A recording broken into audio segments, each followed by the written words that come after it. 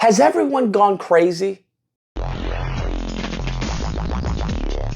Oh my goodness. So everyone has been talking about this protest in Tennessee. It was a gun protest, gun protest. And I'm trying to see what exactly happened, okay? Apparently, there was a gun protest, right, where you had these three dingleberries, you had the Three Stooges, who joined in with the protesters. From what I've seen, I tried to look up as much video footage as possible of this event, and the only thing that I saw was the Three Stooges holding hands, walking across the hallway. That's the extent of what I saw these individuals doing. Okay, yeah, typical Democrat stuff, right? Symbolic gesturing. That's all they were doing. I didn't see any, broken windows.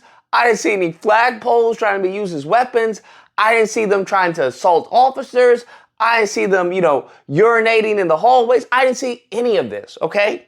All they were doing was just holding hands and saying, hey, we're in this together with y'all, all right? Simply, like I said, the usual Democrat stuff. Now, upon them doing this, what happened is that they get expelled. They get expelled, which is extremely unprecedented, historically speaking. In addition to this kumbaya gesture, it seemed that at least one of them, came from a time machine. Because this man was talking like he was in the 1960s and Martin Luther King was his grandfather or something. Yes, I tell you, it was a sad day on Saturday.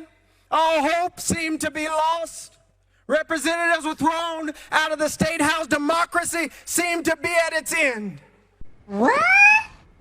Having said that, this eventually leads to them being expelled. I have to admit, I was very curious how this expulsion came to be. Because I'm like, I know on God's green earth, I know it can't be the Republicans who expelled them. I know it can't be them. I know it can't be the party of characterizing January 6th as a tourist attraction.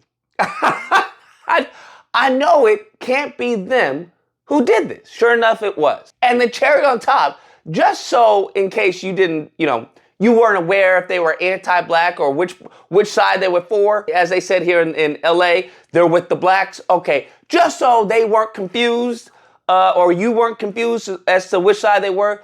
Apparently, the people who were expelled were the only two black dudes. The two black dudes were expelled, and the one white woman, the blonde white woman, well, she got off by one vote. One vote. So I'm very curious who that. I tried to look it up. I gave up. But I'm very curious who that one vote was, right? How are you going to say, get these ninjas out of here, but her, we'll let her slide this time. This is a warning to her, okay? This is a warning. But it gets even crazier because then one of the dudes, right? Both dudes are named Justin, but one of the dudes came up and was putting out all the dirty information. And who they didn't expel prior to them is honestly cuckoo for Cocoa Puffs.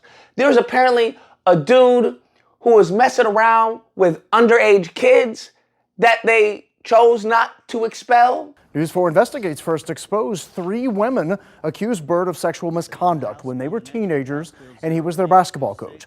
We also obtained audio of Bird apologizing extensively to one of those women, but Bird has never said what he was apologizing for, only that he's done nothing wrong since becoming a lawmaker. Wait, I don't know how you don't expel someone like that, but expel, these guys who are merely just walking around, with their fists up in the air going, yeah, yeah.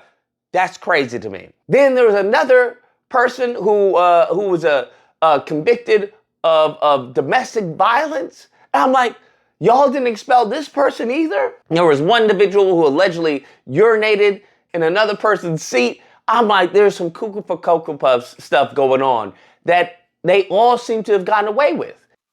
For years, one of your colleagues who was an admitted child molester sat in this chamber. No expulsion. One member sits in this chamber who was found guilty of domestic violence. No expulsion. We had a former speaker sit in this chamber who is now under federal investigation. No expulsion. We have a member still under federal investigation. No expulsion. We had a member pee in another member's chair in this chamber. No expulsion. Why are you talking like that? Which makes it even crazier that they expelled these two individuals who are doing really nothing. At the end of the day, okay, at the end of the day, say what you want to say, but they were doing nothing. No bill came from their action. No law came from their action. No infringement on your constitutional rights came from their actions. They were merely just, kumbaya with their protesters, letting them know that, hey, we're with you guys. Hey, we want to see an end to gun violence as well, Now, having said that, I think we can all agree that something needs to be done, right? I think it's crazy that Republicans, when it comes to drag queen story hours, you want to ban that. When it comes to Black history, you want to label that as CRT and ban that, right? When it comes to trans or sex ed or something, you want to ban that. There's an understanding that you can make changes, right? That if you don't like something, clearly you make laws or regulations to change that. But when it comes to children being massacred at a school, they throw their hands up, and that is so infuriating, okay? The moment in time where you try to stand on the deaths of children via the Second Amendment, that's cuckoo for Cocoa Puffs to me. That's craziness, all right? Because I get it that, the gun is an inanimate object. Gun can't do anything. However, guess what can? The person who gets a hold of it. Now, the whole logic behind there is that, criminals are going to do what criminals do. 2 years ago, a failure to pass a red flag law. Now, some argue that would have prevented the shooter from legally acquiring 7 guns. But the counter-argument to that is criminal's criminal.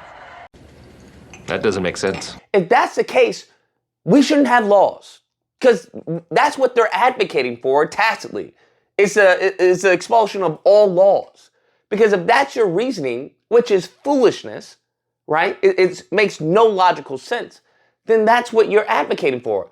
An end to all laws. Now, obviously, that's not what they want because they're clearly, the party of law and order. So if we understand that criminals are going to engage in criminal behavior, then what we should attempt to do is try to mitigate that from happening. Once again, red flag laws, not by the police, but by family members.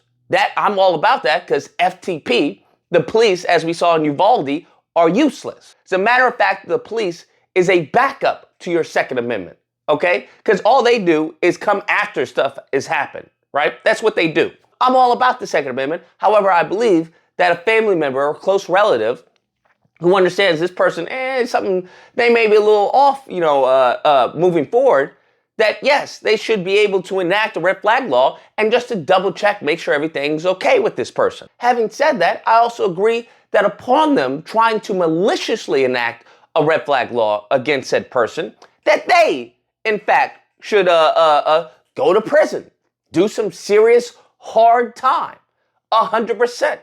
Another one, I think, in addition to security, and not police, not law enforcement, but I think there should be private security at these schools, 100%. I don't have an issue with this.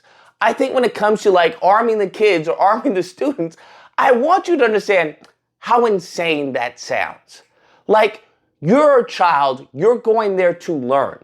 The last thing you want to be thinking about is you having to turn to Rambo in case someone comes through your doors. The last thing the teacher would have to think about is turning into Rambo if someone comes through those doors. The teacher is to teach. The children are there to learn. That is it.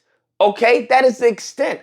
I don't know why, at one aspect, they want to treat children like adults, right? Because that's what you'd be essentially doing, is giving the responsibility of a firearm, right, and the protection of their life to a child.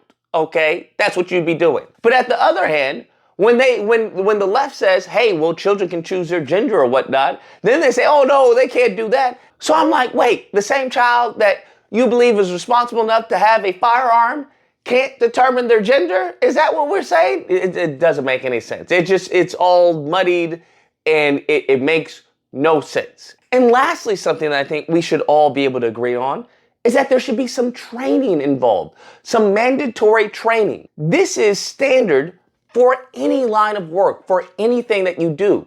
You just don't go into something willy-nilly. You are trained at your job. You are trained in a position, right? So they should be mandatory. There should be mandatory training for use of a firearm. Not only is it beneficial to you, but it's for the safety of everyone else around you. Just simply giving out guns to anyone who wants it because most Second Amendment is cuckoo for Cocoa Puffs, right? That's what that is. That's not a violation of your Second Amendment to say that, hey, in order for you to classify as a well-regulated militia, because that's what they want to stand on, well, then you have to be well-regulated. And a part of that regulation is that you have to be competent in your firearm usage. That's what needs to happen. So absolutely it should be mandatory, because there's no way that you should be allowed to have a firearm and you don't know anything about that firearm. You don't know how to clean it. You don't know what to look for. You don't know how to unjam it. You don't know how to disassemble it. You don't know anything about it. It's just, ooh, it's a gun. That's crazy. We don't have that in anything. You can't get a car without a license, all right? I think there should be a license for some of these imbeciles to reproduce. To be honest with you, I don't think everyone should be allowed to reproduce. What are we talking about? But that's a different, that's a different topic. But I think there are certain roadblocks that we can put in place to protect and benefit all of us. This free range on the Second Amendment boils down to an interpretation, right? And the Supreme Court has gotten things wrong before, as we see when it comes to abortion. So this whole concept that, it shall not be infringed, that's not how that works on anything, on literally anything. And for those of you who believe, it's in order to stop the tyranny of the government, please stop with that that asinine drivel, okay? First off, that's not gonna happen, okay? Because as an American citizen in modern society, we have multiple pressure points, okay? As we saw during the lockdown. They didn't have to go out and put a gun to your face and tell you to get in your house. They didn't have to do that, right? People willfully did that. So this whole concept that they're gonna go to war, stop it. You're a goofball, okay? Maybe back in the 1800s, we're now in the era of technology, bruh. You shut down a bank account, guess what? You're gonna do anything that somebody tells you to do. You shut down the internet, hey, all your service providers have declined to give you service. Guess what? You're gonna get some act right in your system. So this whole concept of you going to war with the government, and arms, it's foolishness. It's an outdated, antiquated notion. Please stop saying it. It sounds dumb. You sound dumb. Anyways, guys, that's the video. Let me know what you guys think. Whether or not you believe leaks shall not be infringed, okay? There's nothing. You can't touch it. You can't do anything. We just have to figure out how to deal with it, okay? Besides doing any type of regulations or laws, we just have to figure out how we stop this from happening. Or if you can't believe, listen, I understand you like your gun, okay? I'm all about defense, all about it. However, when children are losing their lives over foolishness that could have been avoided, I think we need to rethink things. It's as simple as that, okay? If you happen to disagree with this video, you're more than welcome to call in during disagreement days, which, lucky for you, I believe it's today. It's Friday. It's typically held Friday through Sunday. There'll be a number on screen. You call in, we duke it out. Either or, hope you guys enjoyed the video. If you did, please feel free to like, share, comment, subscribe. That fun stuff. Until next time, guys, be amazing. If that's the case, we shouldn't have laws.